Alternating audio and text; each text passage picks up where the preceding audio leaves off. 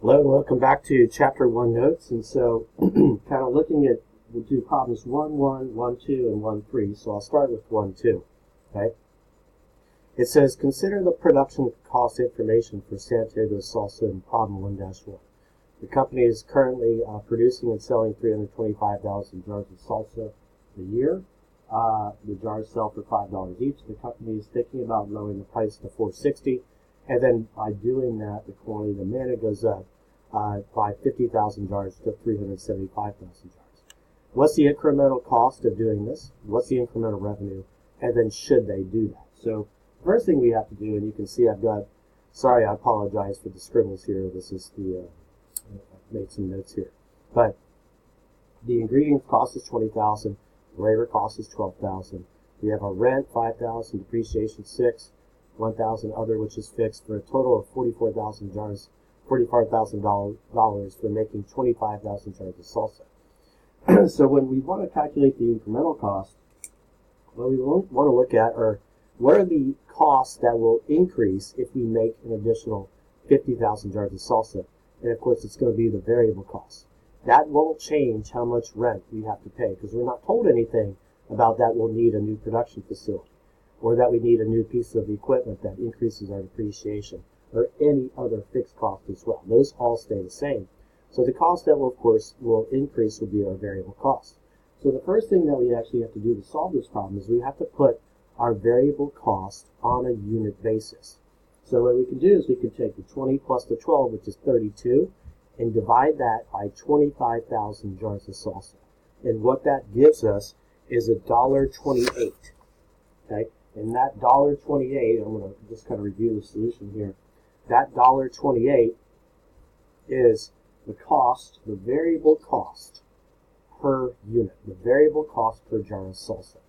And if we think back what we talked about in the earlier Chapter 1 lecture video about the behavior of variable costs, is that they increase or decrease in total, but per unit they stay the same. So $1.28 per jar of salsa is going to stay the same whether we make 25,000 jars of salsa, 325,000, or 375,000 jars of salsa. The $1.28 per jar of salsa will stay the same. So in order to figure out the additional cost of making 50,000 jars of salsa, all I have to do is take my 50,000 jars of salsa times my $1.28, and that will give me an incremental cost of $64,000.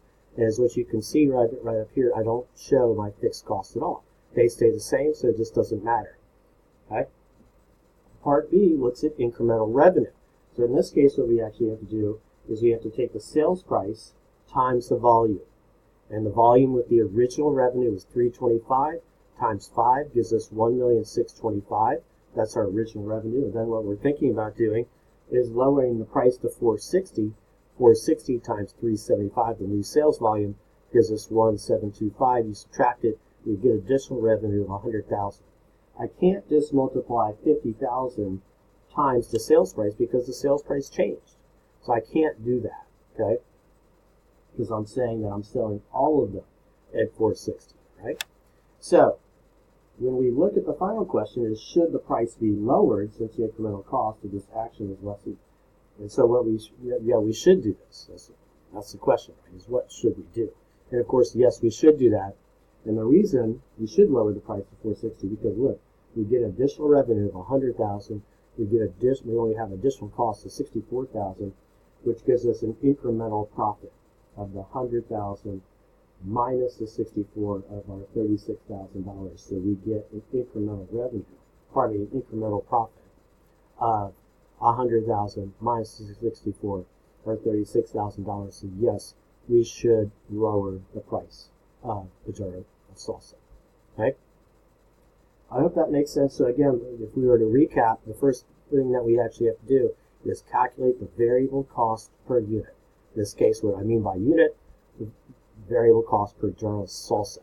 And once we do that, we assume that the variable cost per unit stays the same.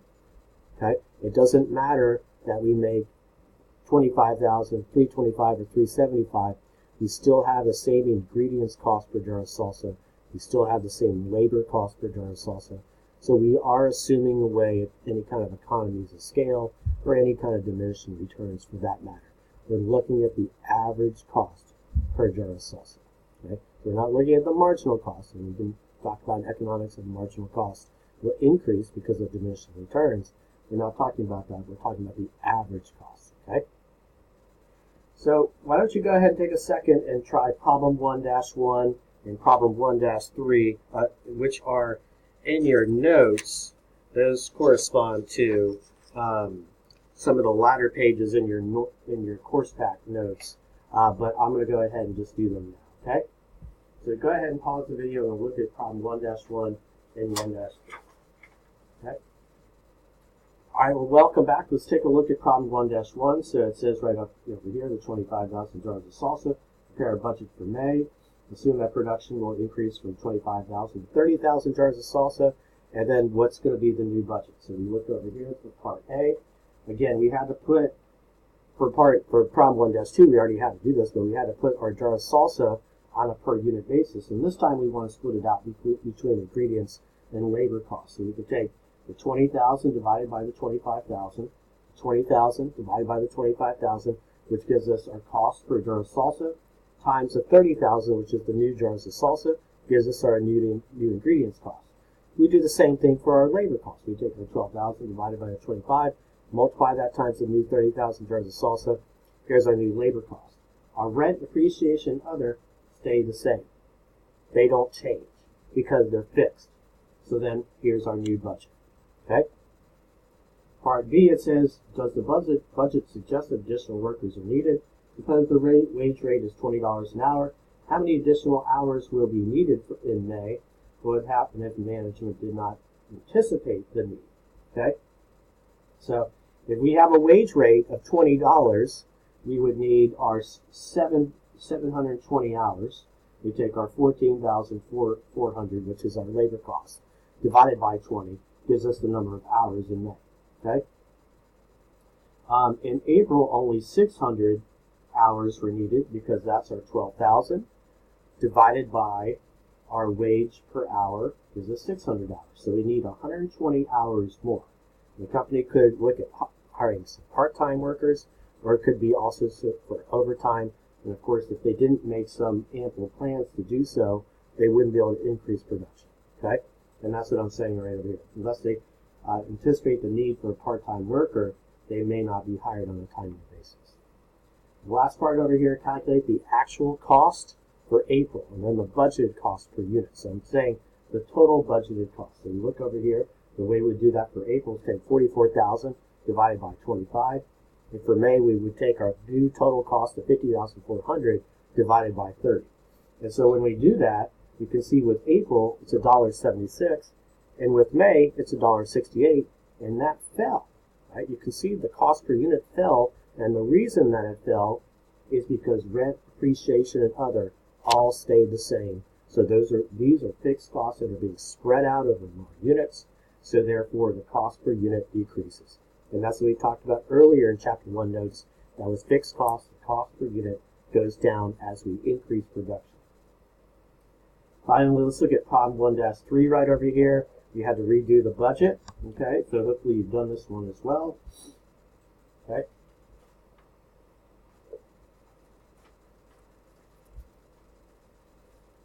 Okay, so Matt, our sales manager, prepared the following budget. So we had our salaries, our commissions, our advertising, our charge for office space, and then our office supplies.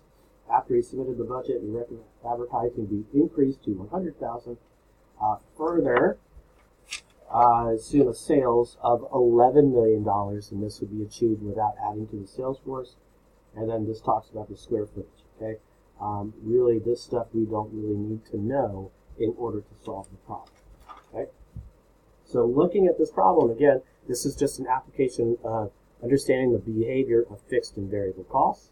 So we look over here. This is at 10 million. Here's the budget at 11 million. Salaries are the same because they're fixed. Commissions would be variable. So how do I figure out the new variable commissions cost, which is 165 at 11 million?